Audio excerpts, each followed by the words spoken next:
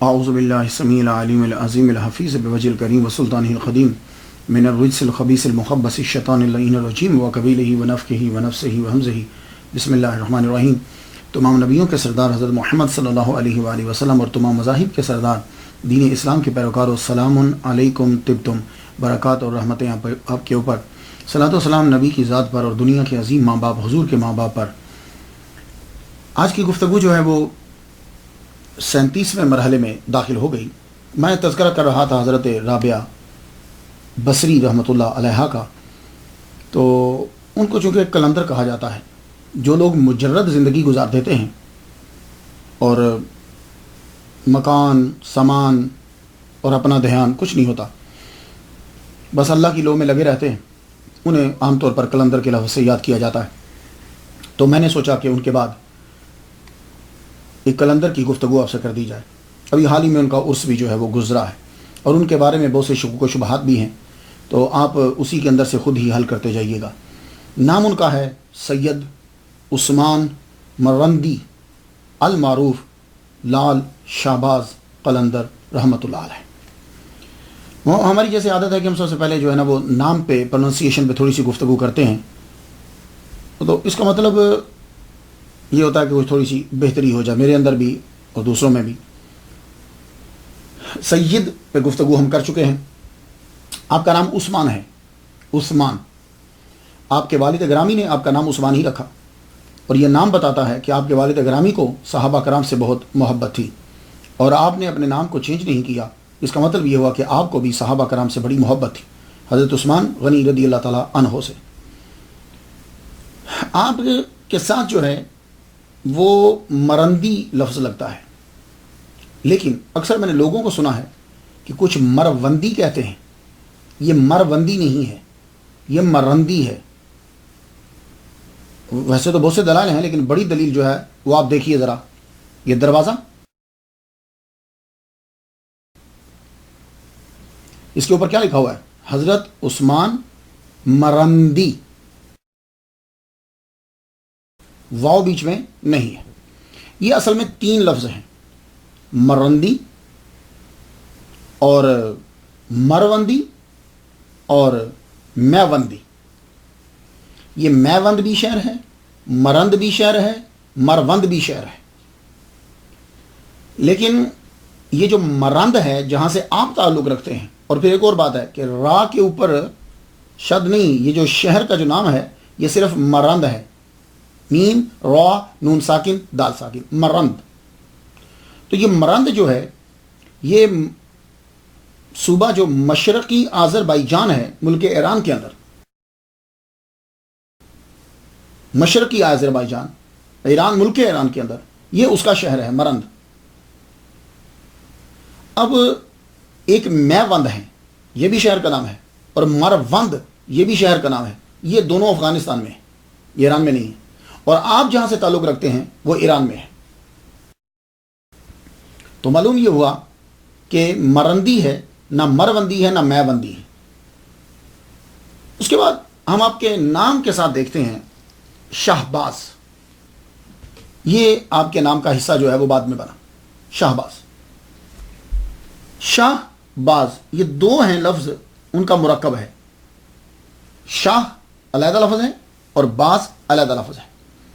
شاہ کے اندر، شاہ کا معنی جو ہے وہ ڈکشنری کی ہوتا ہے بڑا۔ میں اس کی مثال دیتا ہوں آپ کو، جیسے شاہ رگ، بڑی وین، شاہ رگ۔ شاہ توت، بڑا توت۔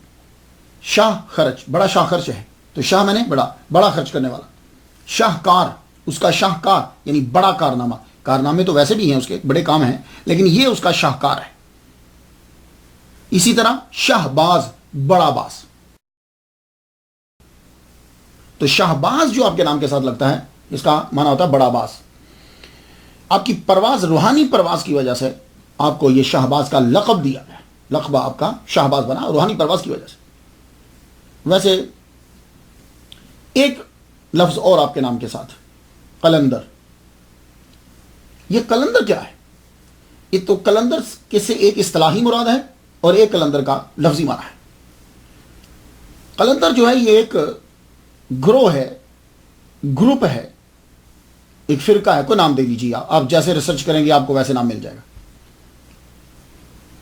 قلندر کہتے کسے ہیں؟ تو کچھ لوگوں نے شاعری کے اندر تشریح کی، محرما و انجم کا محاسب ہے قلندر، محاسب حساب کرنے والا، محاسبہ کرنے والا۔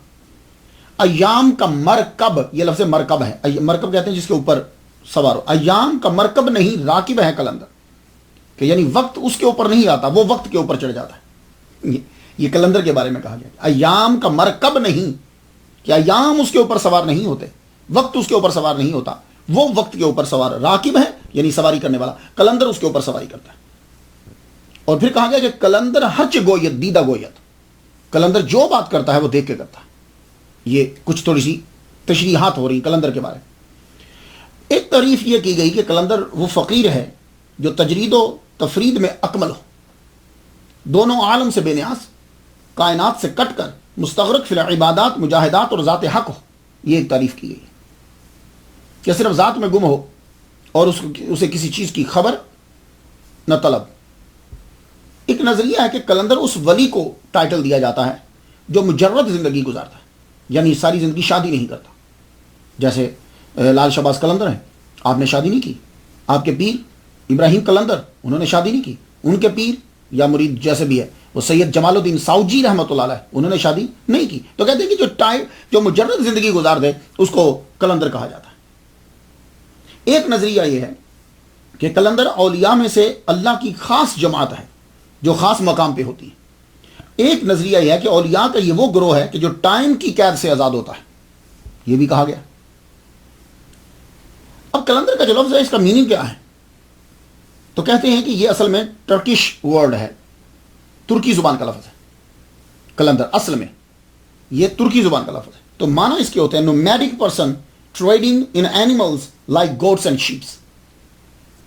تو بعد میں یہ لفظ ان کے لیے استعمال ہونے لگا کہ جو پھر پھر کے تبلیغ کرتے ہیں، جس طرح نومیڈک پرسن جو ہے نا، نومیڈک پیپل جو ہوتے ہیں نا، یہاں آج ڈیرا لگایا، وہاں آج ڈیرا لگایا، پھر کہاں ان کی کوئی ایک جگہ نہیں ہوتی۔ تو کہتے ہیں اسی طرح یہ قلندر جو ہے یہ بھی ایک جگہ نہیں رکتا، یہ یوں پھر پھر کے تبلیغ جو ہے وہ کرتا رہتا ہے۔ تو بعض نے یہ کہا کہ قلندر فارسی زبان کا لفظ ہے، اس کا معنی ہوتا ہے رند، اوباش، یہ فارسی کے اندر ترجمہ کیا۔ لیکن اصطلاح صوفیہ کے اندر جو دنیا و مافیہ سے آزاد ہو جائے اسے کہتے ہیں قلندر۔ اور تاریخ والے یہ کہتے ہیں کہ قلندریہ فرقہ ہے جس کی بنیاد قلندر یوسف نے رکھی تھی، تو اس کا نام قلندر یوسف تھا، اس لیے اب جو عادات اور صفات اس جس گروپ میں پائی جائیں گی اس کو قلندر کہیں گے۔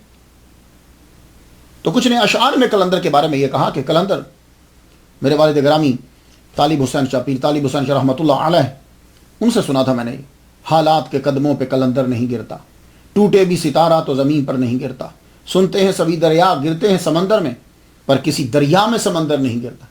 یعنی سارے قلندر کے آگے جھک جائیں گے، قلندر کسی اور کے آگے نہیں جھکے گا۔ جس طرح آسمان سے ٹوٹا ہوا ستارہ زمین پر نہیں گرتا آگے۔ خیر یہ ایک شاعر کا اپنا تخیل ہے، لیکن سمجھانا وہ یہی چاہتا ہے کہ قلندر کسی کے آگے جھکتا نہیں ہے، وہ اپنی ہی سلطنت میں رہتا ہے اور خود ہی بادشاہ ہوتا ہے۔ اب آ جائیے، ان کے ساتھ ایک لفظ لگتا ہے لال۔ بولنے میں تو کوئی فرق نہیں ہے، ہم اکثر بول دیتے ہیں لال لال، لیکن لکھنے میں فرق آئے گا۔ لکھنے میں کیا فرق ہے؟ ایک ہوتا ہے لال، لام عین لام، اسے لال کہتے ہیں، اور ایک ہوتا ہے لال، لام الف لام۔ تو جب بولیں گے تو اکثر ہم ایک سا بول چلتے ہیں، لیکن جب لکھیں گے تو لکھنے میں فرق ہو جائے۔ اب سوال یہ ہے کہ شہباز قلندر جو ہیں یہ لال ہیں یا لال ہیں؟ تو دونوں ہیں، اور دونوں ویسے زیادہ تر لکھا لال بھی اور لال دونوں جاتا ہے۔ لال کہتے ہیں موتی کو۔ یہ جو موتی ہے یہ اصل میں ایک بڑی سخت چیز ہے، پیدا بڑی نرم شے میں ہوتی ہے۔ شل ہے کے اندر ٹیشوز ہوتے ہیں، نازک سے ٹیشوز، ان ٹیشوز کے اندر یہ ہارڈ چیز رب پیدا کر دیتا ہے۔ اس کا فارمولہ سائنس میں اگر آپ جائیں گے تو اس کا فارمولہ جو ہے وہ CaCO3 ہے، یعنی کیلشیم اور کاربونیٹ جو ہے، اللہ اس کی مقدار ذرا زیادہ ہوتی ہے، کیلشیم اینڈ کاربونیٹ۔ یہ اب دیکھیے کہ رب تعالیٰ کس طرح جمع کر کے اس کو، اسے موتی کہتے ہیں ہماری زبان کے اندر۔ تو یہ جو ہے یہ لال ہے، لال۔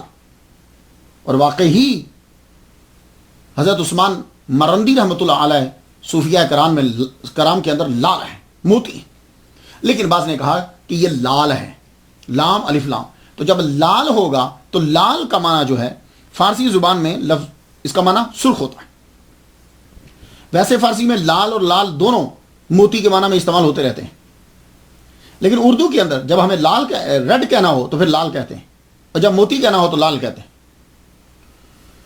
تو ریڈ کے لیے لفظ لال، لام الف لام. لیکن سوال یہ ہے کہ حضرت عثمان مرندی رحمۃ اللہ علیہ کو لال کیوں کہا جاتا ہے؟ تو بعض نے کہا جو لال جو کہتے ہیں وہ تو بات سمجھ میں آ گئی، تو جو لال کہتے ہیں وہ کیوں کہتے ہیں؟ تو کہتے ہیں کہ ان کو لال اس لیے کہا جاتا ہے کہ یہ سرخ رنگ کے کپڑے پہنتے تھے. تو اگر یہ سرخ رنگ کے کپڑے پہنتے تھے تو اس پہ پھر اعتراض آئے گا اسلام شریعت کی جانب سے.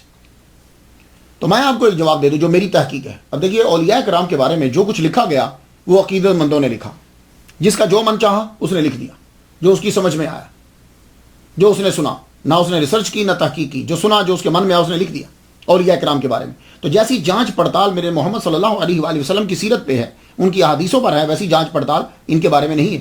یہی وجہ ہے کہ کرامتیں ایک دوسرے کے ساتھ ملتی ہیں، بندوں کی ملاقات ایک دوسرے کے ساتھ ہوتی رہتی ہے، لیکن جو ہے وہ معلوم نہیں پڑتا. تو آپ جو سرخ کپڑے پہنتے ہیں، میری ریسرچ یہ ہے کہ یہ صرف اس وقت آپ کے اوپر سرخ چادر دی جاتی تھی جب آپ جذب کی کیفیت میں ہوتے تھے. یہ میری تحقیق ہے. آپ نے خود کا تعارف جو ہے وہ ملامتی فرقے میں کروایا. جیسے آپ کی بہت بڑی مشہور غزل ہے، اس کے اندر آپ فرماتے ہیں منم عثمان مرندی کہ یار خواجہ منصورم. اب اس میں دیکھیے کہ آپ اپنا تعارف عثمان نام بتا رہے ہیں، تو کتنا پیار ہے آپ کو صحابہ کرام سے. اس لیے جتنے بھی ان کے چاہنے والے ہیں ان کو چاہیے کہ حضرت عثمان غنی رضی اللہ تعالیٰ عنہ کی عزت کریں. منم عثمان مرندی کہ یار خواجہ منصورم ملامت می کنم خلقے و من بردار می رقصہ. میرا نام عثمان ہے، مرندی ہے، اور خواجہ منصور جو ہیں وہ میرے دوست ہیں. ملامت می کنم خلقے، مخلوق جو ہے وہ مجھ پہ میری ملامت کرتی ہے مجھ پہ. وہ من بردار می رقصہ، میں یہ بوجھ اٹھائے رقص کرتا رہتا. تاریخ پیدائش کے اندر وہی جو مسئلہ ہے شروع میں چلتا ہے وہی چل رہا ہے اس کے اندر بھی. تاریخ پیدائش جو ہے وہ میں نے کافی ساری پڑھنے کے بعد، جس پہ زیادہ ریسرچ تحقیق اور لوگ جمع ہوئے، جمہور جو ہیں وہ 1178 عیسوی ہے، جس کا ابھی 2013 جا رہا ہے، اور 573 ہجری بنتا ہے. آپ 1178 میں ازبک قبیلہ جو خاندان امام جعفر صادق سے تھا اس میں آپ پیدا ہوئے. آپ کا جو قبیلہ تھا نا یہ ازبک قبیلہ تھا. اب آپ کہیں گے جی ازبک میں سید کہاں سے آ گئے، تو پھر بنگالیوں میں کہاں سے آ گئے، اردو اور پنجابی میں کہاں سے آ گئے؟ تو یہ ہوتا کہ کسی نے شادی کی، امام جعفر صادق کی اولاد میں سے کسی نے شادی کی ازبک کے اندر، تو وہ جو ہے آگے نسل جو ہے وہ چلتی رہی. اور وصال جو ہے وہ آپ کا یہ 1274 میں ہے. تو گویا کہ حضرت عثمان مرندی رحمۃ اللہ علیہ المعروف لال شہباز قلندر 97 سال جو ہیں وہ زمین کے اوپر چیے. آپ کے والد کا نام سید کبیر الدین جعفری رحمۃ اللہ علیہ. آپ کے آباء و اجداد پہلے عراق میں آئے، عراق سے مشہد میں آئے، مشہد سے مرند آئے. یہ بات یاد رکھیے. تو کبیر الدین جو ہیں سید کبیر الدین یہ مرند میں رہتے تھے. بڑے زاہد اور عابد، ہر وقت عبادت میں مصروف رہتے.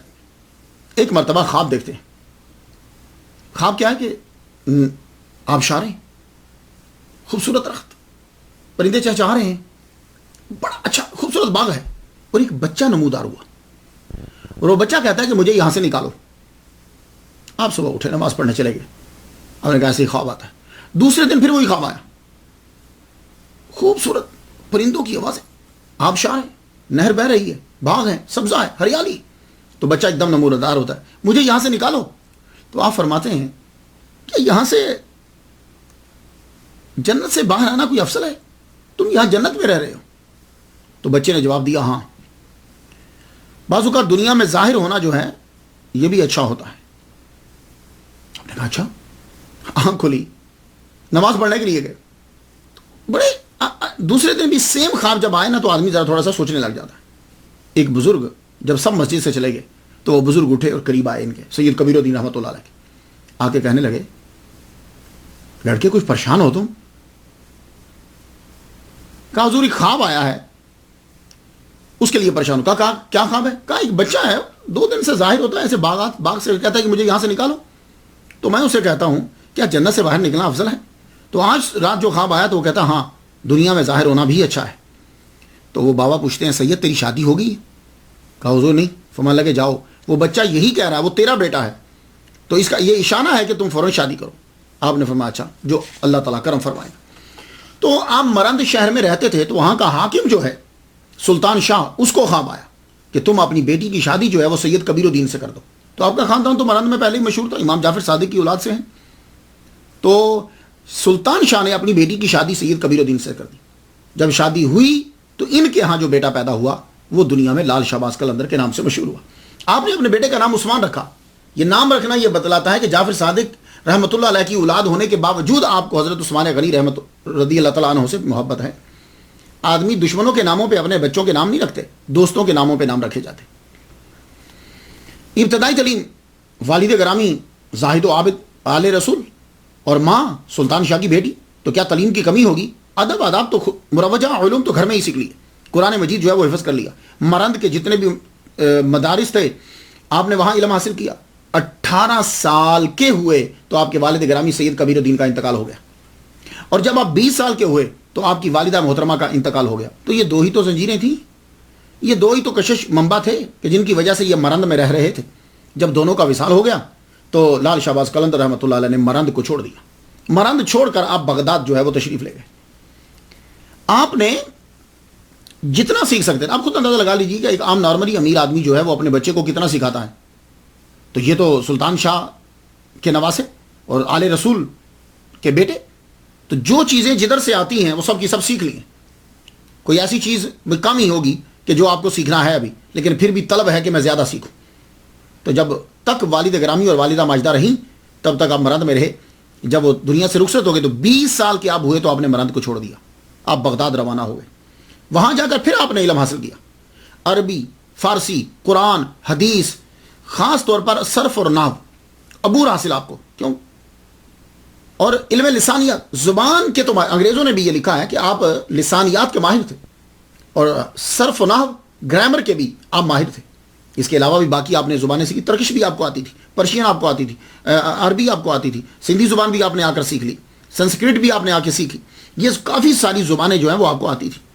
بغداد میں رہ کر آپ نے باقی علم حاصل کیا. اس کے بعد آپ تصوف میں جانے لگے. امام موسیٰ کاظم رحمۃ اللہ علیہ کے روزے کے اوپر آپ دعا پڑھ رہے ہیں, فاتحہ پڑھ رہے ہیں. یہ امام موسیٰ کاظم رحمۃ اللہ کا مزار معلوم ہے کہ کاظمیہ, اس شہر کا نام ہی کاظمیہ پڑ گیا ہے. وہاں آپ کی ملاقات جو ہے یہ بغداد عراق کے اندر ہے, کاظمیہ شہر. وہاں آپ کی ملاقات جو ہے وہ بابا ابراہیم قلندر مجرد کربلائی رحمۃ اللہ علیہ کے ساتھ ہوئی. آپ جب وہاں امام موسیٰ کاظم رحمۃ اللہ علیہ کے دربار پر فاتحہ پڑھ رہے ہیں تو بابا خود آئے اور قریب آ کر کہتے ہیں تم سید ہو؟ آپ نے فرمایا, مسکرا پڑے. تو بابا خود ہی کہتے ہیں سید تجھ سے ملاقات کے لیے مجھے بڑا انتظار کرنا پڑا ہے. فاتحہ پڑھ اور جلدی میرے ساتھ چل, بہت وقت کم ہے اور تجھے ساری چیزیں سونپنی ہیں. اب جب آدمی جب کسی سے ملتا ہے نا تو کچھ باتیں ایسی ہوتی ہیں کہ جو اس میں کشش پیدا کر دیتی ہیں. وہ آدمی کا دل اس کی جانب کھینچا چلا جاتا ہے اور اسے محسوس ہوتا ہے کہ یہ کوئی چیز ہے. وہ آدمی کا دل بتاتا ہے. اب ایک آدمی خود آ کے کہہ رہا ہے کہ سید تیرا میں انتظار کر رہا ہوں, تو وہ حیران ہو گئے کہ میرا نام یہ کیسے جانتے ہیں. یہ تھے بابا ابراہیم مجرد کربلائی رحمۃ اللہ علیہ. یہ زیادہ تر امام حسین رضی اللہ تعالیٰ عنہ کے مزار پر ہی رہتے تھے, اور امام حسین رضی اللہ تعالیٰ عنہ سے ان کا اتنا شدت سے انہیں پیار تھا, اتنا شدید پیار تھا کہ بعض اوقات امام حسین رضی اللہ تعالیٰ عنہ کے روزہ انور سے ان کی باتوں کے جواب آتے تھے. اس لیے ان کو کربلائی کہا جاتا ہے. اور انہی یہی ابراہیم ہیں, یہ بابا ابراہیم مجرد کربلائی جو ہے یہ ان کا کربلا کے اندر مزار ہے. تو کہنے لگے سید جلدی چل, ٹائم بڑا کم ہے اور تمہیں میں نے ساری جو امانتیں ہیں وہ تمہیں سونپنا ہے. تو وہاں سے پھر امام موسیٰ کاظم رحمۃ اللہ علیہ کے مزار سے بابا ابراہیم مجرد کے ساتھ لال شہباز قلندر رحمۃ اللہ روانہ ہوئے. کربلا میں پہنچے امام حسین رضی اللہ تعالیٰ عنہ کے مزار کے قریب. وہیں بابا مجرد قلندر کربلائی کی وہیں ان کا خیمہ جھونپڑی جو بھی تھا وہیں تھا. آپ پہنچے وہاں اور بیمار ہو چکے, آخری لمحات ہیں, شاید ان کو بلانے کے لیے وہاں بھیجا گیا تھا. آپ فرمان لگے آؤ بیٹا. بیعت کیا. بیعت کرنے کے بعد چند روز رکھ کے باطنی جو چیزیں تھیں وہ دی. دینے کے بعد کہنے لگے یہ خرقہ ہے, خرقہ عطا فرما دیا. وہ جبہ دیا جاتا ہے جب خلافت دیتے ہیں. اور یہ مولا علی شیر خدا کے پاس جبے تھے اور یہ جبے جو ہیں وہ اپنے خلافاء کو دیتے تھے. پھر آگے ان کے جو خلافاء تھے انہوں نے وہ آگے یہ جبے جو ہیں وہ تقسیم کرتے رہے. اس کا مطلب یہ نہیں ہے کہ ایک ہی جبہ تھا, یہ بات یاد رکھیے. ایک مولوی کے پاس کتنے جبے ہوتے ہیں, ایک پیر کے پاس کتنے جبے ہوتے ہیں, تو وہ سارے جو ہیں وہ خرقے عطا کرتا ہے. اس کے یہ ذہن میں مت رکھیے گا وہ ان کے پاس خرقہ تھا تو ان کے پاس کہاں سے آ گیا, ان کے پاس خرقہ تھا تو ان کے پاس کہاں سے آ گیا. تو بھائی ان کے ماننے والوں کا پہنا ہوا خرقہ بھی گویا کہ وہی برکت رکھتا ہے. تو ایک خرقہ عطا فرمایا, وہ اس قلندری سلسلے کے اندر چلا آ رہا. اس کے بعد آپ نے گلو بند دیا, وہ پتھر ہے. یہ گلو بند کیا ہے؟ آج بھی اگر آپ جائیں لال شہباز قلندر پہ آپ وہ گلو بند نظر آئے گا. اس کا اب نام گلو بند پڑ گیا, یعنی نیکلس. پہلے یہ نہیں تھا. کیا تھا اس گلو بند میں؟ ہے کیا, اس کی ہسٹری کیا ہے؟ تو اصل میں بابا ابراہیم مجرد رحمۃ اللہ علیہ نے لال شہباز قلندر رحمۃ اللہ کو حضرت زین العابدین رضی اللہ تعالیٰ عنہ کا پتھر عطا فرمایا. یہ گلو بند کے اندر 3 پتھر ہیں. وہ امام زین العابدین رحمۃ اللہ علیہ کے پاس 2 پتھر تھے جو بابا مجرد تک پہنچے یا ان کے خاندان سے یہاں تک پہنچے, کچھ بھی ہو, لیکن لال شہباز قلندر کے پاس وہ 3 تھے. پہلا یہ پتھر تھا جب یزیدیوں نے امام حسین رضی اللہ تعالیٰ عنہ کو شہید کر دیا تو زین العابدین رضی اللہ تعالیٰ عنہ کو علیہ السلام کو قیدی بنا کر لے جانے لگے تو انہوں نے ایک پتھر کو گھڑ کے ان کے گلے میں ڈال دیا اور ہاتھ باندھ دیے. پتھر جب گلے میں ہوتا ہے تو آدمی کا منہ جو ہے وہ نیچے رہتا ہے. ویسے تو لکڑی بھی ڈالتے ہیں لیکن لکڑی سے ذرا اوپر رہتا ہے, پتھر سے جھکا رہتا ہے. تو وہ پتھر حضرت زین العابدین کے گلے میں ڈال دیا, اور جب وہ آزاد ہوئے تو وہ پتھر حضرت زین العابدین نے واپس نہیں کیا, وہ ساتھ لے گئے. تو یہ جو توق بنا کر ڈالا گیا تھا سزا کے طور پر, یہ تھا یہ پتھر.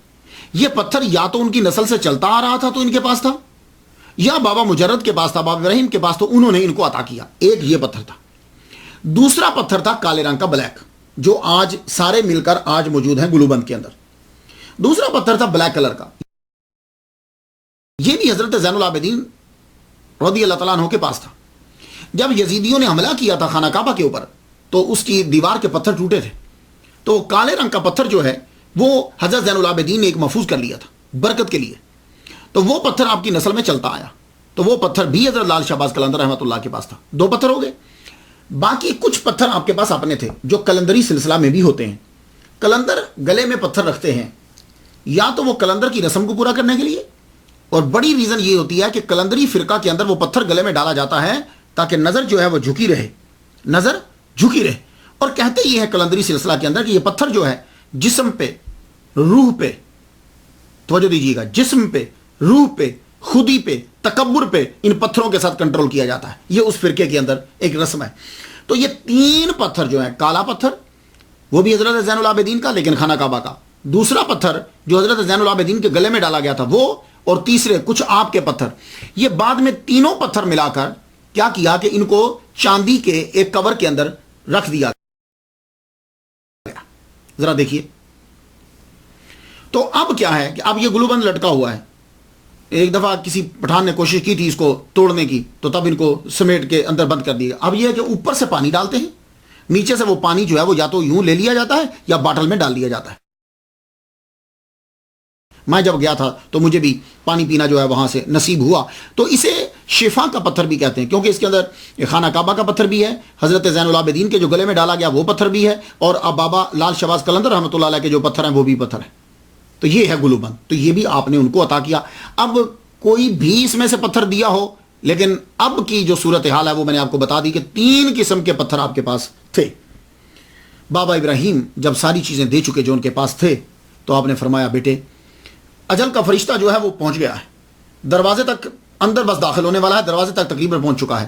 تو اب بیٹے میری آخری وصیت یہ ہے کہ ان چیزوں کو سنبھال کے رکھنا. ہم نے بھی زندگی مجرد گزاری ہے, کلندری سلسلے کے اندر زندگی یہی ہوتی ہے. میرا مرید یا پیر, اب اس میں اختلاف ہے, پیر ہو سکتے ہیں اگر ان کے پاس بھیج رہے ہیں, مرید بھی ہو سکتے ہیں. تو میرے پیر نے بھی ایسے ہی زندگی گزاری. تو کلندروں کے اندر مجرد زندگی جو ہے وہ گزاری جاتی ہے. اب میں دنیا سے جا رہا ہوں, میری تجہیز و تکفین کے بعد تم سید جمال الدین ساوجی تم ان کے پاس چلے جانا, وہ تمہاری تکمیل کریں گے. تو لال شہباز قلندر رحمۃ اللہ علیہ نے اپنے پیر کی خود تجہیز و تکفین کی, وہیں کربلا کے احاطے کے اندر ہی آپ کو دفنایا. اس کے بعد پھر آپ وہاں سے روانہ ہوئے تو سید جمال الدین ساوجی مجرد قلندر رحمۃ اللہ علیہ کی تلاش میں نکلے. یہ کون ہیں؟ میں ذرا ہسٹری ان کی بتاتا جاؤں. یہ بہت بڑے علامہ تھے, بہت بڑے مفتی, چلتی پھرتی لائبریری, مصر کے علماء, کوئی مسئلہ ان کو پھنس جاتا، مشکل پیش آتی تو ان سے پوچھ لیتے، جہاں کہیں رستے میں ملتے، کھڑی چلتی پھرتی لائبریری کھڑے کھڑے بنا کتاب دیکھے بتا دیا کرتے تھے. لیکن ایک دن نہ جانے کیا ہوا کہ آپ نے تمام چیزیں چھوڑ دی، کتابیں چھوڑ دی، مدرسہ چھوڑ دیا، قبرستان میں جا کے ڈیرا لگا لیا، قبرستان میں بیٹھ کے اور یوں ٹکٹکی لگا کے دیکھ رہے ہیں. آنکھ جھپکتے نہیں ہیں، آنکھ بند نہیں ہو رہی، منہ کھل نہیں رہا، آنکھیں کھلی ہیں، منہ بند ہے.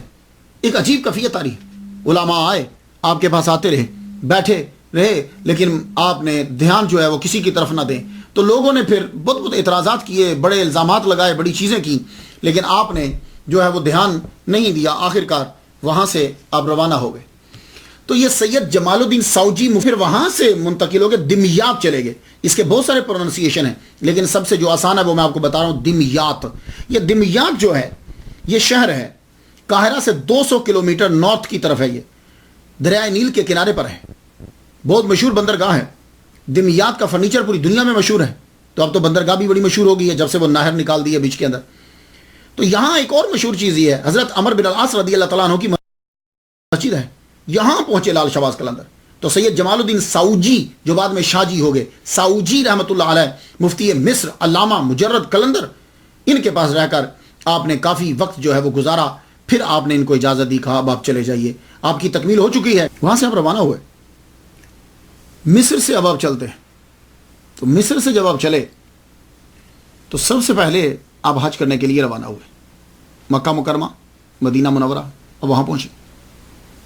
یہ بڑا ضروری ہوتا ہے. سیاحت کی ابتدا وہیں سے ہو تو بڑا بہتر ہوتا ہے. آپ وہاں سے مکہ مکرمہ روانہ ہوئے، حج کیا، وہاں سے لوگوں سے ملے، فیض لیا. اس کے بعد بغداد میں آئے. پھر واپس حج کرنے کے بعد بغداد میں آپ نے مولا علی شیر خدا رضی اللہ تعالیٰ عنہ کے دربار پہ حاضری دی. اس کے بعد 72 کلومیٹر دور کربلا معلیٰ میں پھر آئے واپس. امام حسین رضی اللہ تعالیٰ عنہ کی، امام اعظم رحمۃ اللہ علیہ کی قبر پہ حاضری دی. حضرت ابوالقادر گیلانی رحمۃ اللہ علیہ کی قبر پر حاضری دی. فاتحہ پڑھتے جاتے، اپنے حصے کا فیض لیتے جاتے. اب وہاں بغداد سے آپ چل پڑے. تو جو راؤٹ تھا اس دور میں، اور بھی جگہیں آپ پھرتے رہے. ملتان، مکران، یہ کوس جو ہے سمند کنارے مکران تک آپ پہلے پہنچے. مکران میں آپ نے قیام کیا. یہاں آپ نے پنج گور، بلوچی زبان میں پنج گور کی وادی میں آپ نے قیام فرمایا. یہ ضلع مکران کی 3 تحصیلوں میں سے ایک تحصیل ہے.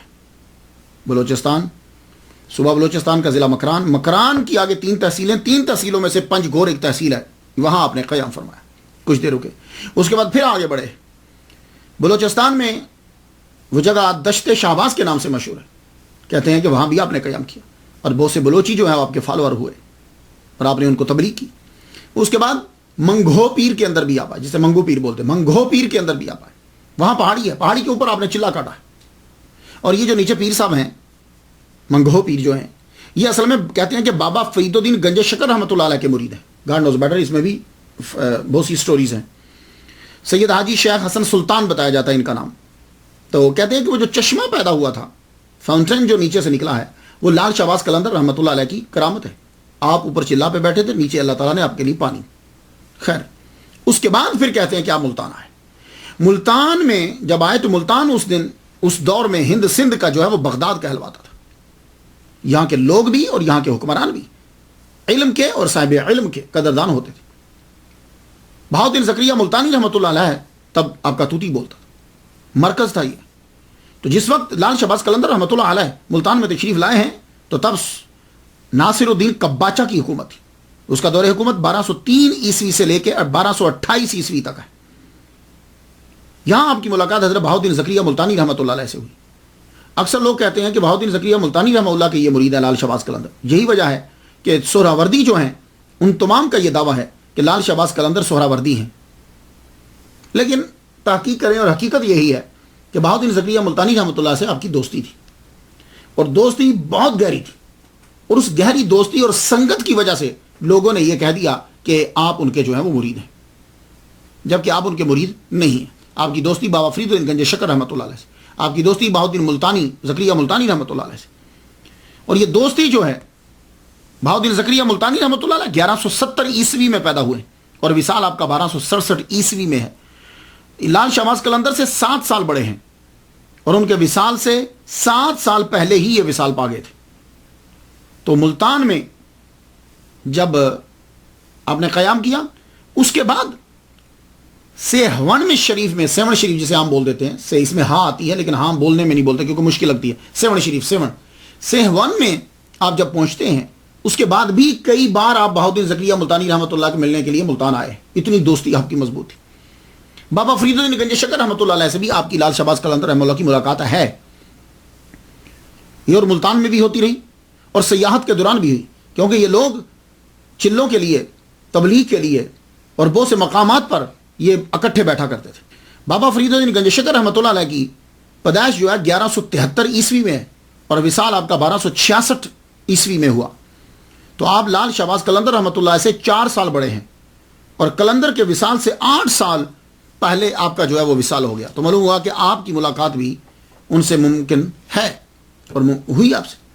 تو جو بھی ملاقات جب کسی بزرگوں سے کروائی جاتی ہے تو پلیز صرف اتنا دیکھ لیا کریں کہ کیا اس دور میں وہ ولی زندہ بھی تھا کہ نہیں، کیا اس دور کے اندر وہ ولی کی اتنی عمر تھی کہ یہ جا کر وہاں بیٹھتے. یہ بھی ذرا دیکھ لیا کریں، کیونکہ ہمیں بہت ساری چیزوں پہ پھر دوبارہ سے دھیان دینا ہے. صرف اتنا ہی نہیں کہ فلاں صاحب نے یہ لکھ دیا ہے تو ہم اسی طرح لکھ دیں. جیسے لال شہباز قلندر رحمۃ اللہ علیہ کی ملاقات بو علی شاہ قلندر رحمۃ اللہ علیہ کے ساتھ اس طرح بتلائی جاتی ہے اور دیو مالائی قصے بیان کیے جاتے ہیں کہ جیسے یہ اسلام کا کوئی حصہ نہیں ہے بلکہ ماں بھارت کا کوئی ایک کریکٹر ہے. عجیب عجیب قسم کی سٹوریاں میں پڑھتا ہوں لیکن میں وہ بیان نہیں کرتا، ٹائم نہیں ہوتا. تو ایک بات یاد رکھیے گا، لال شہباز قلندر رحمۃ اللہ علیہ اور بو علی شاہ قلندر ملاقات ہو سکتا ہے، پاسبل ہو سکتا ہے کہیں ہوئی ہو، میں انکار نہیں کرتا. لیکن جو یہ کہا جاتا ہے کہ لال شہباز قلندر اجازت لے کر آئے بو علی شاہ قلندر سے یہاں، یہ ٹوٹلی رانگ ہے، ٹوٹلی غلط ہے. وہ کس طرح؟ سن لیجئے.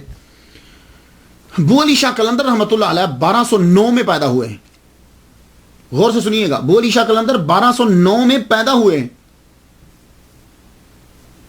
آپ لال شہباز قلندر رحمۃ اللہ علیہ سے 32 سال چھوٹے ہیں. 32 سال چھوٹے ہیں آپ. اور جب لال شہباز قلندر 1227 میں سیون شریف میں سیون میں داخل ہوئے تو بو علی شاہ قلندر رحمۃ اللہ کی عمر ٹوٹلی 17 سال تھی. 17 سال کے لڑکے تھے تب، 17 سال کی عمر تھی آپ کی. اب باقی ساری سٹوریز کا اندازہ آپ خود لگا لیجیے. تو تب آپ کی عمر کتنی تھی؟ 51 سال کے 50 سال کے قریب تو تھی آپ کی عمر جب آپ سیون شریف میں داخل ہوئے. تو اب خود سوچئے کہ باقی یہ سٹوریز اور یہ کیا ہوگا. اور جب لال شہباز قلندر رحمۃ اللہ علیہ بہاؤالدین زکریا ملتانی رحمۃ اللہ علیہ کے ساتھ، بابا فرید الدین گنج شکر رحمۃ اللہ علیہ کے ساتھ روحانیت کے اعلیٰ مقامات کی سیر کر رہے تھے، تب بو علی شاہ قلندر رحمۃ اللہ کی عمر ٹوٹلی 20 سال تھی، اس سے بھی کم تھی. تو آپ نے جا کر سیون شریف میں جا کے قیام کیا. سیون شریف میں تقریباً 1227 میں یا اس سے آگے آپ جو ہیں وہاں پہنچے، کیونکہ 50 سال کی عمر تک تو آپ کو وہاں پہنچنا چاہیے. باقی کے واقعات اور باقی کی چیزیں یہ بتاتی ہیں کہ تقریباً اتنی عمر میں آپ پہنچ گئے ہیں.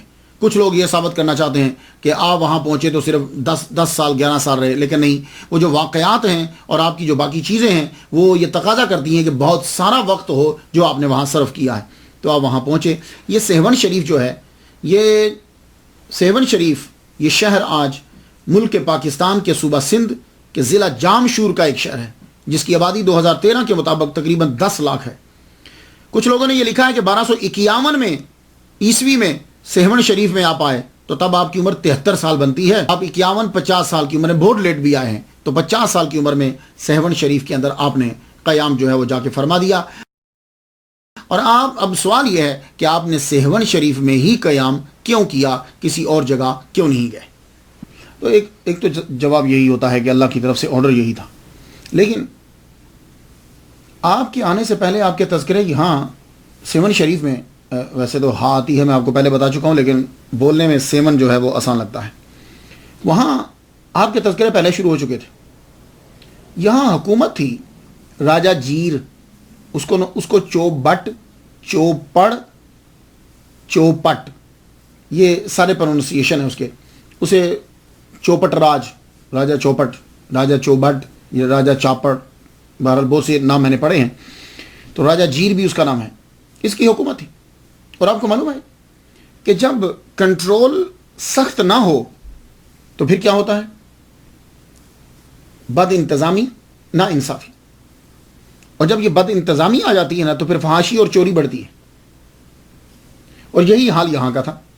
فحاشی قانون کے اندر، حکومت کے اندر ہو رہی تھی. پورا ایک بازار تھا، بازار حسن، اور وہاں یہی کام ہوتا تھا. مسلمانوں کی تعداد بہت کم تھی. ہندوؤں کی حکومت، ہندوؤں کی اکثریت، ہندوؤں کا راج. اور آپ کے آنے سے پہلے تذکرہ کس طرح شروع ہوا؟ پہلے تو راجا جیر کو نجومیوں نے بتایا. آپ کو معلوم ہے کہ یہ جو ہندو جتنے ہیں نا، یہ اپنی روزمرہ کی زندگی کے اندر نجومیوں سے بار بار پوچھتے ہیں. یا تو راجوں کے پاس تو اپنا نجومی رہتا ہے، ان نجومیوں کے پاس جانا نہیں چاہیے. یہ جو مسلمان جاتے ہیں 40 دن تک اس کی نمازیں قبول نہیں ہوتی. یہ جو ہاتھ آدمی دکھاتا ہے نا جا کے، ان کے پاس مت جایا کرو. سختی سے حضور صلی اللہ علیہ وسلم نے منع فرمایا ہے. لیکن یہ آج کل کیا کریں کہ مسلمان سارے، ابھی دیکھیے ابھی پاکستان کے بارے میں جو ٹاپ کا نجومی ہے، اس نے جو بتایا تھا سب کچھ اس کے الٹ ہوا. تو پتہ چلا کہ یہ لوگ سچے نہیں ہوتے، ان کو غلطی ہو جاتی ہے. اس کے نزدیک جو اب موجودہ وزیر اعظم بنا ہے، اس نے وزیر اعظم بننا ہی نہیں تھا. میری بات آپ سمجھ رہے ہیں؟ لیکن وہ وزیر اعظم بن گیا. تو معلوم یہ ہوا. تو یہ جو بڑے بڑے راجا اور بادشاہ ہوتے تھے نا پرانے، یہ نجومیوں کو پاس رکھتے تھے. اور جو ہندوؤں کے اندر آج آپ دیکھ لیجیے، شادی کرنی ہو، کام کرنا ہو، کچھ بھی کرنا ہو، نجومیوں کے پاس ضرور جاتے ہیں. تو راجا جیر کے اپنے نجومی تھے. نجومیوں نے اسے بتا دیا تھا کہ دیکھو بھائی، تیری سلطنت کے اندر ایک ملیچ آئے گا. ملیچ ان کی زبان کے اندر مسافر کو کہتے ہیں، اجنبی کو، جو یہاں کا باسی نہیں ہوتا، لوکل نہیں ہوتا اس کو. لیکن آہستہ آہستہ یہی لفظ ملیچ اپنے معنی بدل گیا اور اس کا معنی ہو گیا پلید آدمی. اب وہ مسلمانوں کو ملیچ کہتے ہیں، جبکہ پرانی زبان کے اندر ملیچ جو ہوتا تھا، اس کا معنی ہوتا تھا وہ کہ جو باہر سے اندر آتا ہے، مسافر. تو اس نے بتایا کہ ایک ملیچ مسلمان آئے گا تو وہ یہاں آ کر بسے گا. تو اس نے بات سنی نہیں. اور اس کے بعد دوسری علامت جو ہے وہ یہ تھی کہ 7 شریف کے اندر ہی ایک قلندر دیوانہ وہ آوازیں لگایا کرتا تھا، میرا مرشد آ رہا ہے. اور کھڑا بھی بالکل راجا جیر کے محل کے سامنے ہوتا، میرا مرشد آ رہا ہے، تم سب اس کا استقبال کرو، اسی میں تمہاری بھلائی ہے، میرا مرشد آ رہا ہے. وہ یہ انہوں نے ایک دن سنا، 2 دن سنا، 3 دن سنا. اب دیکھیے کہ ایک آدمی اپنی آواز کسی اور جگہ پہ جا کے بلند کرے تو چلو برداشت میں آ جاتی. ایک آدمی ڈائریکٹ سن رہا ہے اور وہ بھی ہندو اور اوپر سے راجا. اب وہ سنے کہ بھائی ایک مسلمان کی تو بات کر رہا ہے. اس کو روکا نہیں، رکا، مارا، شاید چپ کر جائے، مارنے سے بھی پکڑ کے اندر بند کر دیا. پھینٹی لگاؤ روز اس کو. مسلمانوں کی آمد کی خبر دیتا ہے اور مسلمانوں کی جے جے کار کرتا ہے، ہماری نہیں. مارو اس کو، بڑا مارا، زنجیروں سے باندھ دیا. تو وہ بودلا جو تھے، وہ جو بھی تھے، وہ جگہ کو صاف کرتے بیٹھے اور ایک ہی نعرہ لگا، میرا مرشد آ رہا ہے، میرا مرشد آ رہا ہے. تو اسی جگہ میں آپ تشریف لائے. تو دیکھیے ہمارے اور اولیاء کرام کے اندر بڑا فرق ہے. ہم لوگ جب پڑھ لکھ جاتے ہیں، ڈگری لے لیتے ہیں، تو ہم ڈھونڈتے ہیں ایسی نوکری ملے کہ جس میں سکون ہو، آسانی ہو. اولیاء کرام کو میں نے دیکھا ہے کہ جب یہ پڑھ لیتے ہیں، سارا علم حاصل کر لیتے ہیں، تو ایسی جگہ جا کے نوکری ملتی ہے جہاں مشکلات ہوں اور پریشانی ہو، وہاں جا کر ان کو نوکری ملتی. اب دیکھیے کہ اتنا پڑھنے کے بعد ماہر لسانیات ہیں، گرامر کے اندر ایکسپرٹ ہیں، کئی زبانوں کے ماہر، یہ علم قرآن حدیث سب جانتے ہیں. نوکری آ کے کہاں ڈھونڈی؟ سب سے مشکل جگہ، کہ جہاں ہندوؤں کی حکومت، ہندوؤں کی اکثریت. اور رکے کہاں آ کے؟ کہ اس جگہ کے آغاز میں رکے کہ جس کے آگے سارا پورا بازار طوائفوں کا ہے. وہاں آ کر لال شہباز قلندر نے ڈیرا لگا لیا. کتنی مشکل جگہ، کتنی مشکل نوکری. جب ڈیرا آپ نے لگا لیا تو لال شہباز قلندر رحمۃ اللہ علیہ اکیلے نہیں آئے تھے، آپ کے ساتھ درویشوں کی پوری جماعت تھی. آ کے ڈیرا آپ نے لگا لیا. اب ہوتا کیا ہے کہ یہ جو بازار حسن ہوتا ہے نا، دن کے وقت یہاں اندھیرا لگتا ہے اور روشنی رات کے وقت ہوتی ہے. دن کے وقت سب کچھ چیزیں بند ہو جاتی ہیں اور رات کے وقت ہر شے جو ہے وہ کھل جاتی ہے. اب جب رات ہوئی تو لوگ آنے لگے. اب جب آئے تو دیکھا کہ آغاز ہی میں ہی، بازار کے شروع میں ہی فقیروں کا ڈیرا ہے. تو آپ اپنا خیمہ لگا کے دروازے کو کھلا رکھ کے آپ وظیفے میں مشغول ہو گئے. جو ہی وہ انٹر ہوں، ایک عجیب سا ایک جھجک اور دبدبا اور ہیبت طاری ہو جائے ان لوگوں کے اوپر، بڑے پریشان ہوں. تو یہ پہلی رات تھی، آدھے چلے گئے، آدھے آگے گزر گئے، آدھے واپس چلے گئے. تو کام ذرا ماند پڑ گیا، گاہک کم ہوئے. خسر پسر شروع ہوئی، کہنے لگے یار آج گاہک کچھ کم آئے ہیں، پتہ تو کرو کیا وجہ کیا ہے. لوگ آپ کو پتا بازار میں پھرتے ہی رہتا ہوں، پتا ہے یار کچھ لوگ آئے ہیں، آ کے ڈیرا لگا لیا بازار کے شروع میں انہوں نے. صبح کے وقت سب گئے، کہنے لگے او تمہاری وجہ سے لوگ جو ہیں وہ کم آئے ہیں، تم یہاں سے اپنا ڈیرا ہٹا لو. آپ نے فرمایا بھئی دیکھو ہم اللہ کے بندے ہیں، اس کی زمین کے اوپر آ کے بیٹھے ہوئے ہیں، یہ تمہارے نہ تو بازار کے اندر ہے نہ یہ تمہاری ملکیت، ہم باہر بیٹھے ہوئے، ہم تو اللہ کے حکم کے پابند ہیں۔ یہ درویشوں سے گفتگو ہو رہی ہے۔ واپس چلے گئے یہ لوگ، باقی بات تو ٹھیک تھی۔ دوسرے دن کیا ہوا کہ دوسری جب رات ہوئی، اب لوگ جو پہلی رات آئے تھے اس سے بھی کم آ گئے۔ تو لوگوں سے پوچھا جاتا تم آتے کیوں نہیں؟ کہنے لگے جو ہی داخل ہوتے ہیں تو ایک دل پہ دبدبا، روب طاری ہو جاتا ہے، ایک شرم سی محسوس ہوتی ہے۔ اب دوسری رات جب بالکل ہی ماند پڑ گیا تو اب طوائفیں جو ہیں وہ خود آئیں، طوائفیں خود آئیں اور آگے درویشوں سے بات کرنے لگی۔ تو انہوں نے کہا ہم سے بات مت کرو، جاؤ ہمارے شیخ کے پاس جاؤ، ہمارے پیر کے پاس جاؤ۔ کہا وہ خیمے میں ہے۔ اب آپ کو معلوم ہے کہ یہ بات تو ہوتی ہے، مولوی، درویش، ولی کامل جب ان کے سامنے لوگ آتے ہیں تو شرم تو محسوس کرتے ہیں۔ سر کو انہوں نے ڈھانپ لیا، اندر گئی، داخل ہو کے کہنے لگی ہم یہ تو نہیں جانتے کہ آپ کون ہیں، کیوں آئے ہیں آپ، لیکن ہم آپ کو اتنا بتا دیں کہ آپ کی وجہ سے ہمارا کاروبار ٹھپ ہو گیا ہے۔ لال شہباز قلندر رحمۃ اللہ علیہ، آپ کے گلے میں وہ پتھر رہتا تھا، اس کی وجہ سے سر جھکا رہتا تھا۔ سر جھکائے، وہ اپنے عورتوں کے چہرے کو نہیں دیکھا، سر جھکائے، فرمانے لگے، کہنے لگے دیکھو ہم تمہیں کچھ نہیں کہہ رہے، نہ بندوں کو کچھ کہا ہے، اور اگر تم گناہوں کی تجارت کرنا چاہتی ہو تو تمہاری مرضی۔ آپ نے ایک ایسا جملہ بولا، شاید سمجھ جاتی پر سمجھ نہ پائی، واپس چلی گئی، واپس گئی۔ اب دن بدن لوگوں کی تعداد کم ہونے لگی۔ یہ طوائفوں کا پورا گروہ جو ہے راجہ جیر کے پاس چلا گیا۔ اس کے بعد جب پہنچی یہ عورتیں کہنے لگیں یہ حکومت تمہاری، عوام اکثریت ہندوؤں کی، اور ایک مریچ جو مسلمان ہے وہ تمہاری سلطنت میں آ کے اس کی وجہ سے سارا کاروبار ٹھپ ہے، اور ہماری وجہ سے تمہیں جو ہے وہ ٹیکس بھی ملتا ہے، ہم زیادہ دیتے ہیں تمہیں، تو تم ہماری رکشا کرو، ہماری حفاظت کرو۔ راجہ جی نے فوراً سے سپاہی بھیج دیے، جاؤ جلدی سے جاؤ، یہ درویش جتنے بیٹھے ہیں بازار کے شروع میں سب کو اٹھا دو، پہلے نرمی سے بات کرنا، اگر نہ مانے تو جبرن وہاں سے مار مار کے ان کو نکال دو۔ اب سپاہی کا ایک جتھا، ایک گروپ آ گیا، آتے ساری درویشوں کو کہنے لگے اٹھو یہاں سے، کہاں بیٹھے ہوئے تم، یہ تمہاری جگہ نہیں ہے۔ تو درویش جو ہیں وہ اکڑ کے بولے سنو، ہم تمہارے حکم کے پابند نہیں ہیں، ہم اپنے شیخ کے حکم کے پابند ہیں، اپنے قلندر کے حکم کے پابند ہیں۔ کہا کون ہے تمہارا قلندر؟ کہا وہ خیمے میں۔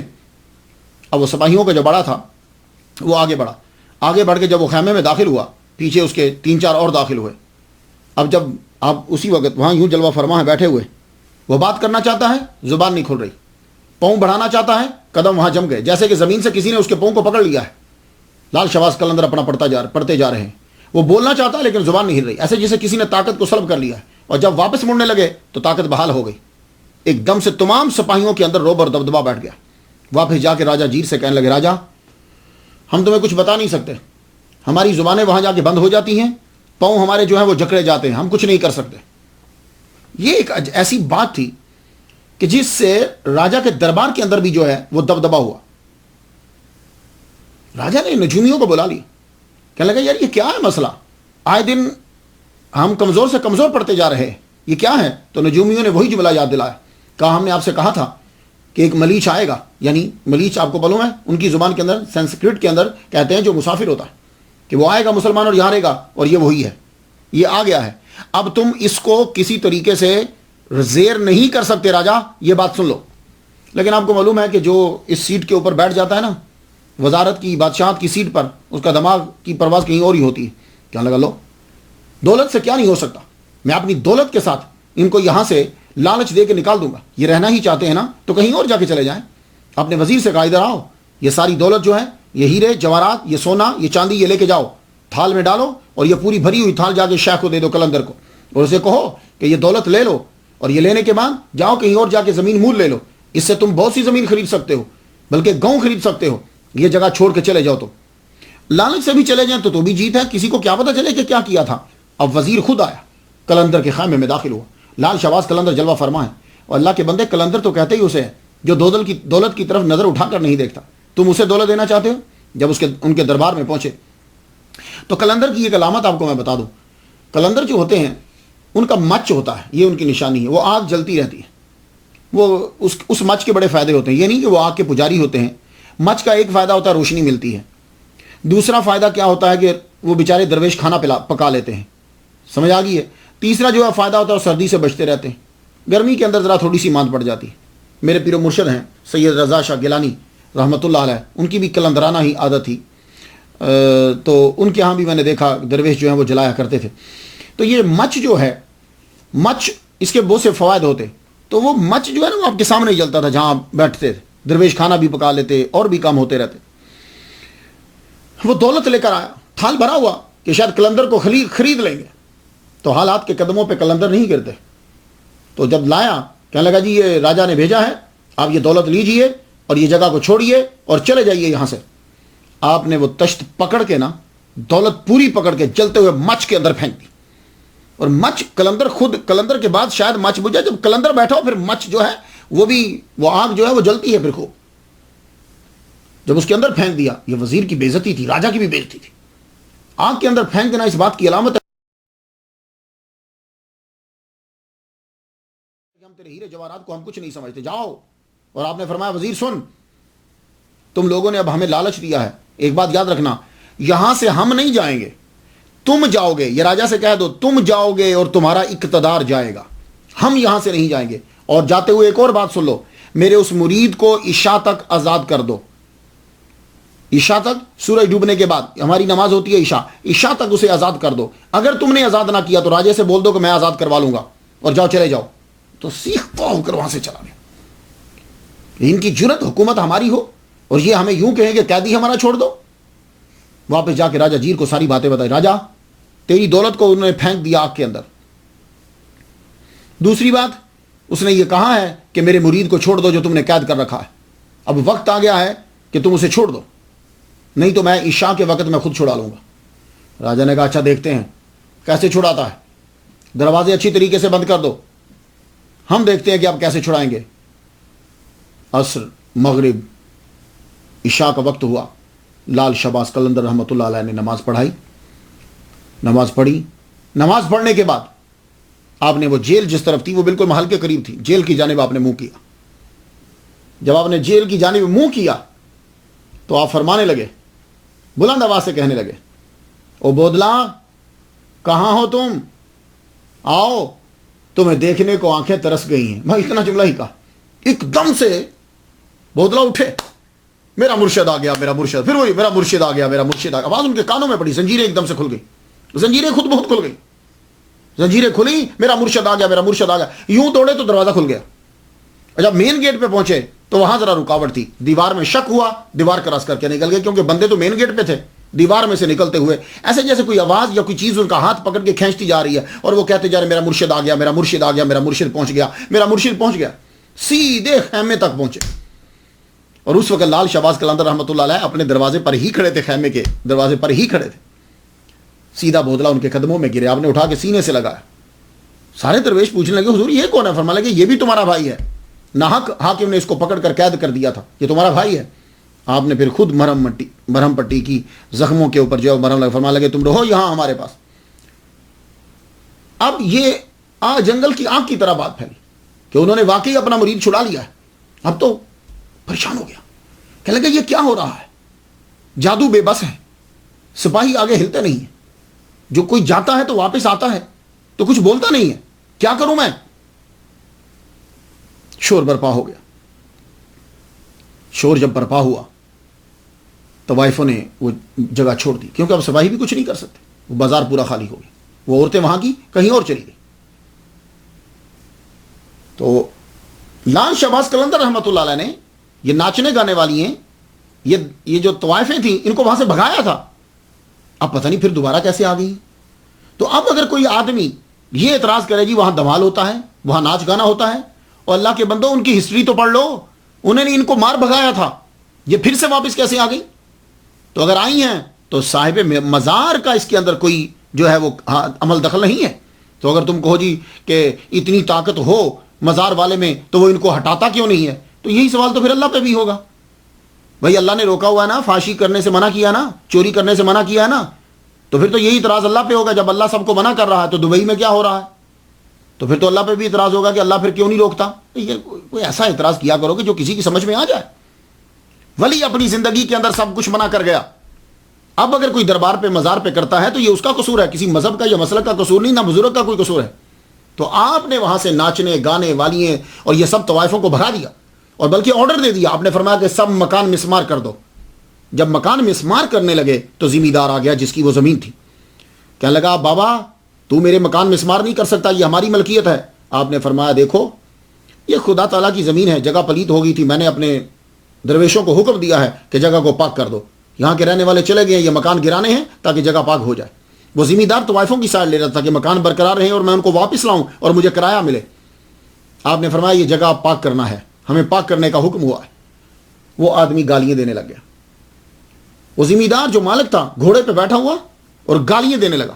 جب وہ گالیاں دے رہا ہے تو حضرت لال شہباز قلندر رحمۃ اللہ علیہ نے اپنا عصا جو ڈنڈا تھا وہ ہلکا سا اس کو لگا دیا. جب لگایا ایک دم وہ چیخنے لگ گیا, چیخا, دھڑام سے نیچے گرا, یہ منکا اس کا ٹوٹا اور مر گیا. جب وہ مرا تو آپ نے اپنے درویشوں سے فرمایا ہندو ہے, گڑا کھود کے اس کا دفنا دو, اس کو گڑا کھود کے دفنا دو. گڑا کھود کے دفنا دیا. اب سب کے سب ڈرے ہوئے, جو ذمہ دار کے ساتھ لوگ آئے تھے وہ بھی ہاتھ نہیں لگا پا رہے, بول نہیں کہ کیا کریں. ایک دم سے وہ چیختا ہوا مر گیا ہے, آپ نے ڈال دیا. یہ بات جب ہوئی اب راجا خود آ گئے. ذمہ دار کی ٹھیک ٹھاک حیثیت تھی وہاں سے منشلی میں. راجا کو جب معلوم ہوا تو سپاہیوں کو لے کے ساتھ آیا, تجھے گرفتار کرنا ہے. فرمایا جرم کیا میرا؟ کہا تم نے ایک ذمہ دار کو مارا ہے, کیونکہ ہندوؤں نے شور برپا کر دیا, ہمارا بندہ مار دیا مسلمانوں نے, ہندو مسلم فساد ہو گیا, لڑائی شروع ہوگی. ان کی جرت کی یہ ہمارے بندے کو مارے, اتنے امیر ذمہ دار کو. بابا کے سامنے راجا کھڑا کہنے لگا تم نے ایک ذمہ دار کو مارا ہے, یہ تمہارا جرم ہے اور ہم گرفتار کرنے آئے ہیں. اپنے فرمان لگے میں نے کسی بندے کو نہیں مارا, اصل میں ہوا یہ کہ کتا بھونک رہا تھا اور جب وہ کاٹنے کے لیے دوڑا تو ہم نے کاٹنے کے لیے جھپٹا تو ہم نے مار دیا. کہنے لگا کتا؟ سارے بندے کہہ رہے ہیں کہ ذمہ دار نے, آپ نے ذمہ دار کو ڈنڈا مارا ہے. آپ نے فرمایا نہیں, کتا مارا ہے, وہ کاٹنے کے لیے دوڑا تھا. اب تم ہی بتاؤ. سب لوگوں نے کہا نہیں جی وہاں گڑھے میں بندے کو دفنا. آپ نے فرمایا دیکھ لو, اگر بندہ ہوا تو مجھے پکڑ کے لے جانا. راجا کی حالت عجیب ہو گئی. آگے بڑے سپاہیوں کو حکم دیا کہ زمین کو کھودو, کیونکہ واقعہ تو بالکل ابھی تازہ ہی ہے. زمین کو کھودا گیا تو اندر ذمہ دار نہیں تھا, کتا تھا. راجا بھی حیران, سب چپ, کہیں تو کیا کہیں. لال شہباز قلندر نے فرمایا کتا تھا, بھونک رہا تھا. واپس چلے گئے, واپس بیٹھے, پوری سلطنت کا نظام بند ہے, صرف ایک ہی سوچ رہے ہیں کہ لال شہباز قلندر کو, اس بابے کو, قلندر کو کیسے نکالیں. جادوگروں کو پھر بلایا گیا. جادوگروں کو جب بلایا گیا اب سب جمع ہو گئے, پورے لوگ, وزارا, عمارا, بڑے بڑے کرتا دھرتا سب جمع ہیں اور جادوگر بھی بیٹھے ہیں. اب سوچ رہے ہیں کہ کیا کیا جائے کہ یہ یہاں سے نکل جائے یا اس کے اوپر اثر کیا جائے. نہ تو جادو کا اثر ہو رہا ہے, نہ سپاہیوں کا طاقت کا اثر ہو رہا ہے, کیا کیا جائے. تو جادوگر ایک بولا, کہنے لگا راجا ایک چیز تجھے میں بتاتا ہوں, اگر وہ ہو جائے تو ہمارے جادو کا اثر ہو جائے گا. تو یہ سب لوگ جتنے سماعت کر رہے ہو یہ سن لو, ہم چھوٹی سی بھی نیکی کریں نا تو جادو کا اثر زائل ہو جاتا ہے. یہ بات یاد رکھنا. یہ ہم مسلسل برائیاں کرتے رہتے ہیں تو دوسروں کا اثر ہمارے اوپر ہو جاتا ہے. اس لیے پلیز ایک تو باوضو رہا کرو, اور دوسرا نماز 5 ٹائم کی پڑھتے رہا کرو, تیسرا کلمہ پڑھتے رہا کرو, تم پر اثر نہیں ہوگا. یہ جب تم نیکیاں چھوڑ دیتے ہو, برائیاں کرتے ہو, تو پھر چیزوں کا اثر ہونے لگ جاتا ہے. تو اب اس جادوگر نے کھڑے ہو کے کہا اگر ایک کام ہو جائے تو میرے جادو کا اثر ہو جائے گا, یہ مر جائے گا, تمہاری جان چھوٹ جائے گی. اس نے کہا کیا کسی طرح حرام گوشت جو ہے وہ ان کو کھلا دو. راجا نے کہا اچھا یہ میرے ذمہ. فوراً آرڈر دیا گیا کہ حرام گوشت پکایا جائے. آپ جانتے ہیں حرام گوشت کیا ہوتا ہے, پورک. وہ پکوایا گیا. وہ پکوا کے بڑے اور بھی کھانے پکائے گئے اور ان میں تھوڑا تھوڑا شامل کر دیا گیا. شامل کر کے ایک بہت دسترخوان سجایا گیا. سجا کر آپ لال شہباز قلندر رحمۃ اللہ علیہ کے خیمے کی جانب بھیجا گیا, اور بھیجا بھی دوسرے بندوں کو تاکہ پتہ نہ چلے, یہ سمجھے کہ شاید کوئی عام آدمی درویشوں کے لیے کھانا لے کر آیا. وہ تھال جب بھیجا گیا, تھال جب بھیجا, لال شہباز قلندر رحمۃ اللہ علیہ کے خیمے کے اندر وہ بندہ داخل ہوا. کہنے لگا حضور آپ کے لیے کھانا لائے ہیں, درویشوں کے لیے. آپ نے فرمایا اچھا. آپ کھڑے ہوئے, کھڑے ہو کے آپ نے یوں اوپر سے کپڑا ہٹایا. جب آپ نے کپڑا ہٹایا تو کپڑا ہٹا کے کھانے کو دیکھا آپ نے, تو گوشت کو دیکھتے ہی آپ کا رنگ تبدیل ہو گیا. اور اگر آپ میرے پیچھے کے 36 لیکچر سن لیں تو کئی لیکچرز کے اندر آپ کو پتا چلے گا کہ بزرگوں کو پتا چل جاتا ہے یہ گوشت چوری کا ہے, یہ کس کا ہے, غصے سے پکایا گیا ہے یا محبت سے پکایا گیا, یہ ان کو معلوم ہو جاتا. جیسے نقش بند سلسلے کے اندر ان کو پتا چل جاتا تھا کہ یہ پکانے والے نے غصے سے, اگر اس نے زور سے چمچا بھی مارا ہوتا تھا تو بہاؤدین نقش بند رحمۃ اللہ علیہ کو پتا چل جاتا تھا. ہاں آپ یہ چیزوں جب آپ پڑھیں گے تو آپ کو ڈیٹیل سے پتا چل جائے گا. ایک دم سے کپڑا ہٹایا, آپ کو پتا چل گیا گوشت حرام ہے, اس وقت رنگ آپ کا بدل گیا. فرمان لگے بس اب خط.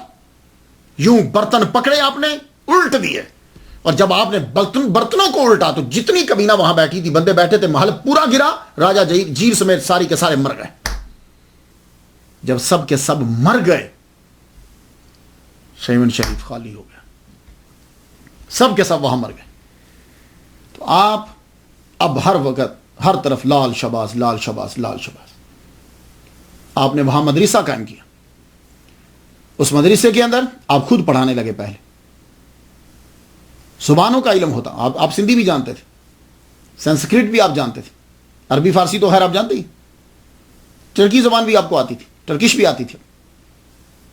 آپ نے وہاں پڑھانا شروع کیا، قرآن حدیث فقہ علم. اور وہاں کے مدرسوں کے لیے اور قرآن اور حدیث پڑھنے سے پہلے صرف اور نحو پڑھنا بہت ضروری ہوتا ہے، ورنہ قرآن کا ترجمہ سمجھ میں نہیں آئے گا. تو آپ نے خود لکھ کر دیا بچوں کو کہ یہ قوانین ہیں صرف کے اور یہ قوانین ہیں نحو کے. وہ قوانین آپ نے لکھ کر دیے. اور آپ نے تقریباً 4 کتابیں لکھی ہیں. عقد کے اوپر بھی آپ کی کتاب ہے، صرف پہ بھی آپ کی کتاب ہے. یہ کتابیں صرف صغیر ہے، یہ بھی کتاب میزان الصرف بھی کہتے ہیں. یہ چیزیں جو ہیں وہ آپ کتابیں آپ نے لکھی اور مدرسے کے اندر لوگ جو ہیں وہ پڑھنے لگے. آج تک اگر نام زندہ ہے نا تو صرف 1-2 بندہ پیروکار نہیں ہوتا کہ جس کی وجہ سے نا پھر یہ سمجھ جاؤ کہ وہ زبان ہر زبان کے اوپر اس کا نام ہے. تو لال شہباز قلندر رحمۃ اللہ اب پڑھانا شروع کر دیا. خود بھی چکر لگاتے، تبلیغ کرتے، لوگ اسلام قبول کرتے. لیکن زبردستی نہیں ہے، ہندو بھی آتے، سکھ بھی آتے، مسلمان بھی آتے، سب آتے اور لوگ اسلام بھی قبول کرتے. سب سے زیادہ آپ سے محبت جو وہاں کی وہ ایک قبیلہ ہے ہندوؤں کا. ہندو بھی آج بھی ہندو آتے ہیں. ان میں سے جو ہندو ہے کانوگو کو پروننسیشن جو بھی ہے، تو یہ جو لوگ ہیں یہ آپ سے بڑی محبت کرتے تھے. ان کی بیوی ہیں، ان کی عورتیں آپ سے بڑی عقیدت رکھتی تھی. اور آج بھی اس خاندان کے لوگ جو ہیں وہ دور دراز سے آتے ہیں اور آ کر اپنی عقیدت کا اظہار کرتے ہیں. اس کا دور دراز علاقوں میں آپ جاتے اور اولیاء کرام سے بھی آپ کے تعلقات وابستہ تھے. وہ بھی آتے، آپ بھی جاتے، بہت سے اولیاء کرام آتے آپ کی طرف. ایک رسم مہندی لے جانا ہے، مہندی، اور وہ آپ ابھی بھی وہاں دیکھیں گے. یہ اس کا پس منظر کیا ہے؟ اصل میں آخری جو عمر آپ کی گزری نا، آخر جو 5 7 8 سال ہیں، جذب کی کیفیت آپ کے اوپر طاری رہی. اور بیچ میں بھی ایسے ہی ہوتا تھا، کئی دن آپ کے اوپر جذب کی کیفیت طاری رہتی تھی. تو آپ کیا کرتے تھے؟ پھر گلے کے اندر آپ وہ پتھر جو ہے وہ ڈال لیتے اور پھر آپ گلی میں گزرتے، جہاں من آتا وہاں بیٹھ جاتے، یوں پھرتے رہتے تھے. تو جب جذب کی ایک دور کے اندر کیفیت آ رہی تھی آپ پر، تو آپ ایک گلی کی نکڑ پہ بیٹھ جاتے تھے، گزرتے اور وہاں بیٹھ جاتے. وہ بازار جو تھا نا، وہ گلی جو تھی، محلہ جو تھا، وہ ہندوؤں کا ایک خاص جو ہے قبیلہ تھا، کانوگو جو پروننسیشن سوری اگر غلط ہو جائے. تو یہ جو قبیلہ تھا، یہ اس کے بندے بھی آپ سے بڑی عقیدت رکھتے تھے اور عورتیں بھی. اور عورتیں بڑی باپردہ تھیں. جیسے مسلمان کے سید زادیاں پردہ کرتی ہیں نا، ویسے پردہ کرتے تھے. لوگ شاید ان سے متاثر ہوں گے.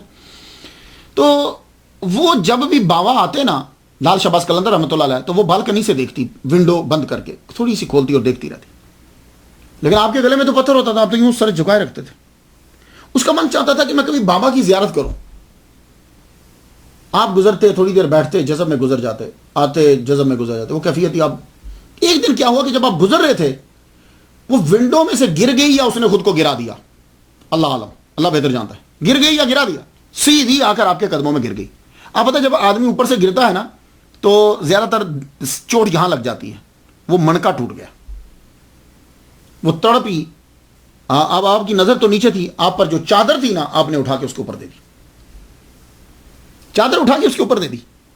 کاش کے ولیوں پر اعتراض کرنے والے تحقیق سے ان کے واقعات کو پڑھ لیتے، تو پھر وہ اپنے سپیکر پہ اتنا چیخ اور چلا کر لال شہباز قلندر کے بارے میں نہ بولتے اور اپنی عاقبت کو خراب نہ کرتے. تو آپ نے چادر دے دی اس کے اوپر، چادر دی، وہ بیچاری مر گئی. جب مری، اب آگے وہ پورا قبیلہ پہلے ہی آپ سے عقیدت رکھتا تھا. کئی لوگ آپ کی محبت میں کاروبار چھوڑ چکے تھے اسی قبیلے کے. وہ آئے تو لے جانے لگے. اب جائیں اس کو اٹھاتے ہیں اور جلا دیں گے. ہندوؤں کے ہاں تو جلاتے ہیں. اٹھایا جب تو لاش نہیں اٹھتی. 1 2 3 4 5.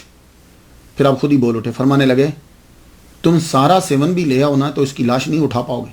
کیوں بابا، کیا اس سے کوئی جرم ہو گیا ہے؟ فرمانے لگے نہیں، اس سے جرم نہیں ہوا. اب اس کی ارتھی نہیں، اس کا جنازہ اٹھے گا. تو جب جنازے کا مطلب کیا ہوتا ہے؟ یعنی جلائیں گے نہیں. فرمانے لگے اس کا جنازہ اٹھے گا. اب اس کا جنازہ اٹھا. اس کی قبر آج تک موجود ہے. تو وہاں سے مہندی جو ہے وہ ہندو قبیلہ لے کر جاتا ہے. اب ذرا دیکھیے اسے.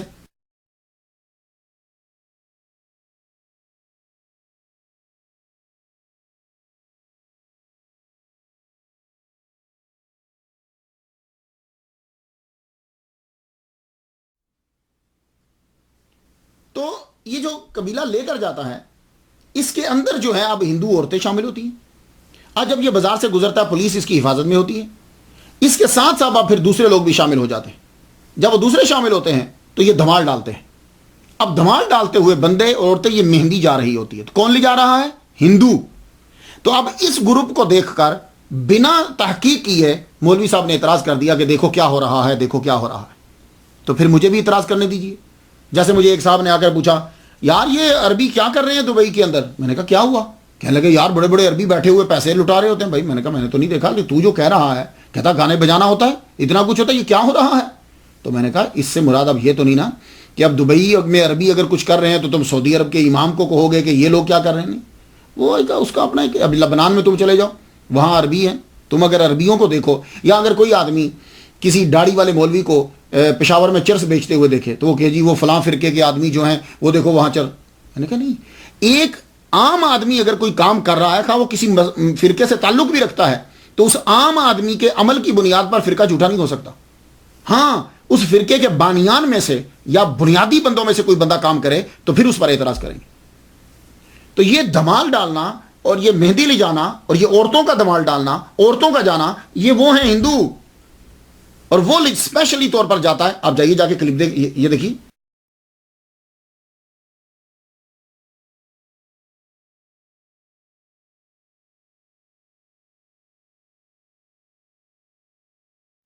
اور وہاں جا کر دیکھ لیجئے. لیکن اب کیا ہوا کہ مولوی صاحب نے یہاں بیٹھ کر اعتراض کر دیا اور لوگوں نے ان کلپوں کو چھاپ دیا. تو اب اگر کسی کے پاس پیسے آ جائیں اور وہ دبئی کے عربیوں کے کلپ چھاپ کر سعودی عرب کے لوگوں پر اعتراض کر دے تو ایسی بات نہیں ہے. اسلام کی تبلیغ کرو، جماعت کی تبلیغ مت کرو. تو عرس کے موقع پر یہ مہندی جو ہے یہ یہاں سے پھر یہ عورت کی قبر سے پھر وہاں کی طرف جاتی ہے. تو راستے میں دوسرے لوگ بھی شامل ہو جاتے ہیں اور راستے میں پڑھتے جاتے ہیں، پھر دھمال ڈالتے ہیں او لال میری پت رکھیو بلا. یہ 500 سالہ پرانا جو ہے یہ کلام ہے. اور اس کو یہ دھمال جو ہے کہ اب دھمال جو ہے دھمال پہ بھی بڑا اعتراض ہوتا ہے. آپ اصل میں چکر کیا ہے کہ پاکستانی جتنے لوگ ہیں نا ان کا نالج باہر کے بارے میں بہت کم ہے. میں تو ملکوں میں پھرا ہوں، یہ دبئی میں، سعودی عرب میں، عمان میں، یہ ان ملکوں میں قطر میں، دوحہ، ان میں گیا ہوں. یہ سب لوگ ناچتے ہیں. ایون کہ جب سعودی عرب جو ہے، سعودی عرب سب سے بڑا مذہبی ملک ہے نا، تو آپ دیکھیے گا کہ جس دن ان کا نیشنل ڈے ہوتا ہے نا اس دن سارے ناچ رہے ہوتے ہیں، سب ناچتے ہیں. تو دمالی تو ہوا وہ بھی. ابھی حال ہی میں دیکھیے کہ جو لوگ شام کے اندر مسلمانوں کو قتل کر رہے ہیں اس مولوی کے گھر میں ناچ ہو رہا ہے، وہ بھی تو دمالی ہے نا.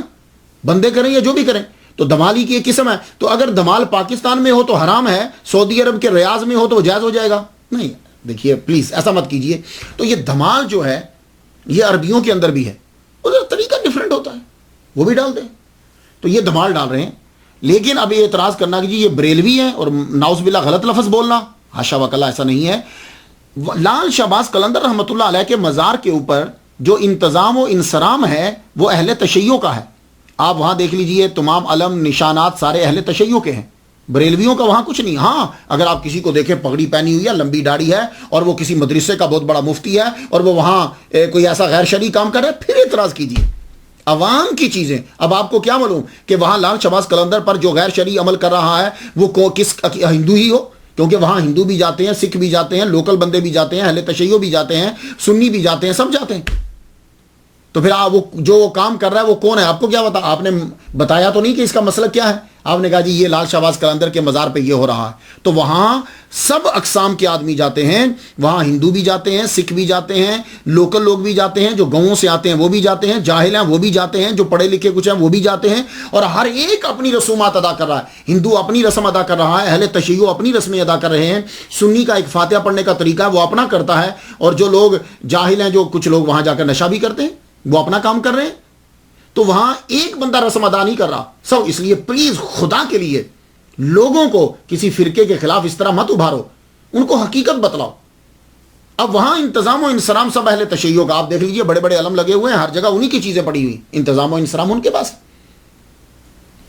تو لال شہباز قلندر وہاں یہ ہندوؤں کا یہ خاندان کانوگو، اس کے افراد آج بھی دور دراز سے آتے ہیں لال شہباز قلندر کے دربار پر، یہ لوگ اور یہ سب لوگ جاتے ہیں۔ تو اگر کوئی ایسا کام ہو رہا ہو تو پوچھو تمہارا مذہب کیا ہے، تو کسی مدرسے کا مفتی ہے، تو نے 3000 کتابیں لکھی ہیں، اگر وہ کہ ہاں تو پھر اعتراض کیجیے۔ مثلا اگر وہ بیچارہ عام آدمی کسی گاؤں سے آیا کوئی کام کر رہا ہے تو اب اعتراض اس پہ نہیں ہو سکتا۔